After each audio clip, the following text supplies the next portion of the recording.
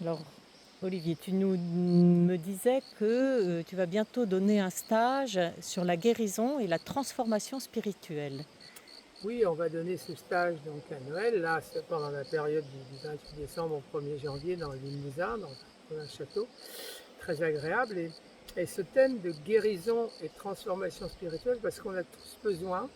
d'une guérison profonde, qui n'est pas seulement une guérison physique, mais une guérison émotionnelle, et même plus profondément, une guérison spirituelle, c'est-à-dire que notre vraie nature émerge et qu'on ne continue pas à être contaminé en quelque sorte par les schémas émotionnels, les schémas cognitifs qui nous encombrent, qui nous limitent, qui nous inhibent, hein, et qu'on puisse guérir et se libérer, se transformer pour accéder à notre vraie nature. Et pour ça, il y a deux façons de le faire. Il y a ce qu'on appelle l'approche directe, c'est la reconnaissance directe de notre vraie nature, et bien sûr, on le travaillera, on en parlera dans ce stage, avec la tradition de Dzogchen, avec la tradition de la vision sans tête, ces traditions non duelles qui montrent directement notre vraie nature, mais aussi l'approche graduelle, c'est-à-dire comment on a des moyens plus relatifs pour progressivement transformer tout ce qui nous arrive dans la vie en évolution. Et je pense que c'est ça la vraie clé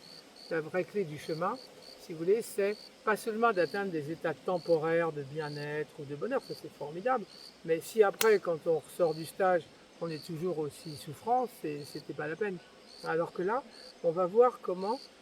même les difficultés, hein, même la vie quotidienne, quelquefois riche de difficultés, eh bien, quels outils on peut utiliser pour que ces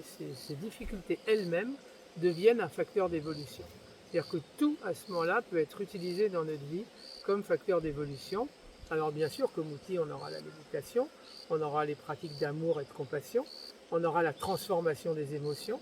et puis bien sûr, on prendra des situations très concrètes, on examinera comment les enseignements donnent des clés pour dénouer,